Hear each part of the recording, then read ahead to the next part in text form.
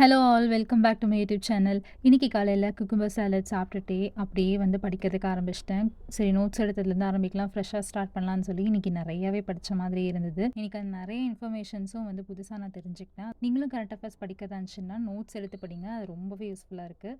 டே 1, 2, 3, 4, 5 யாராச்சும் பார்க்காம இருந்தீங்கன்னா கண்டிப்பாக பாருங்கள். மறக்காமல் நம்ம சேனலை சப்ஸ்கிரைப் பண்ணுங்கள். இன்றைக்கி நான் வந்து டே 1ல் காட்டின அந்த லீடர்ஸ் நோட்ஸ் வந்து அன்றைக்கி படித்து முடிக்காமல் வச்சுருந்தேன். அதெல்லாம் வந்து படித்து ரெஃபர் பண்ணி எழுதி நோட்ஸ் எழுதி வச்சுட்டு இருந்தேன். அதில் நிறையா நியூ இன்ஃபர்மேஷன்ஸ் எனக்கு கிடைச்சிது. நான் சொன்னால் நம்புவீங்களான்னு தெரியல, ஆனால் புக்கில் இல்லாத நிறையா கொஸ்டின்ஸ் வந்து இந்த ஒரு 4 பேஜில் இருந்து 2 கொஸ்டின்ஸ் வந்து வந்திருந்தது ஐஎன்எம் டாப்பிக்கில். எனக்கே ரொம்ப சர்ப்ரைசிங்காக இருந்தது. இதிலிருந்து வருமான எனக்கு தெரியாது. நான் வந்து சரி படிக்கலாம், கவர்மெண்ட் ரிலீஸ் பண்ணியிருக்காங்களேன்னு சொல்லி தான் நான் அதை ஜெராக்ஸ் எடுத்துகிட்டு வந்தேன். ஆனால் சேம் கொஸ்டின்ஸ் எனக்கு வந்தது பயங்கர ஷாக்கிங்காக இருந்தது. இப்போ நான் உங்களுக்கு காட்டுறேன் பாருங்கள். திருவி கல்யாண சுந்தரம் அப்படின்னு சொல்லிட்டு அவரோட மேகசின் வந்து தேசபக்தன் நவசக்தின்னு இருக்கா. இது வந்து இந்த வருஷத்தோட group 4 question paper.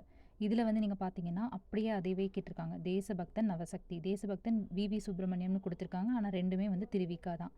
So right மேட்சஸ்ன்னு கேட்டிருக்கும் போது தேசபக்தன் வந்து கரெக்டாக இல்லை, நவசக்தியும் ஹிந்துவும் கரெக்டாக இருக்குது, நியூ இந்தியா வந்து அனி பெசன்ட்டோடது. ஸோ அப்படி நம்ம பார்த்தோம்னா ஆன்சர் 3, 4 தான் கரெக்ட் ஆன்சர்.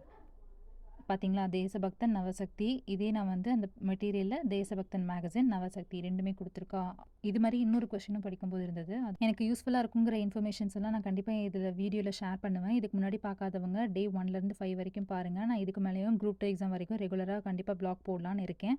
ஸோ ஃபாலோ பண்ணிக்கோங்க. நான் சொன்னேன்ல இன்னொரு கொஸ்டின் இருந்ததுன்னு. இதில் பாருங்கள், 1918 Madurai Harvey mill labour strike வந்து நடந்தது அப்படின்னு சொல்லி கொடுத்துருக்காங்க. இது நடந்ததாக நமக்கு தெரியாதுன்னு வச்சுப்போம்.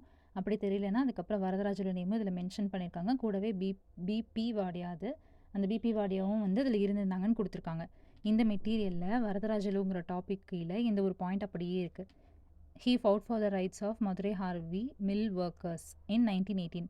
இப்போ இதில் வந்து நமக்கு பார்க்கும்போது தெரிஞ்சிருச்சா, 1918 மதுரை ஹார்வி மில் ஒர்க்கர்ஸ் வந்து நடந்திருக்கு, ஸ்ட்ரைக் நடந்திருக்குன்னு தெரிஞ்சிருச்சு. இதுலேயும் அதே கொடுத்துருக்காங்க. அது கரெக்டுன்னு தெரிஞ்சிட்டாலே நமக்கு வந்து 1 வரும் ஆன்சரில் அப்படின்னு சொல்லி கண்டிப்பாக கண்டுபிடிச்சிடலாம்.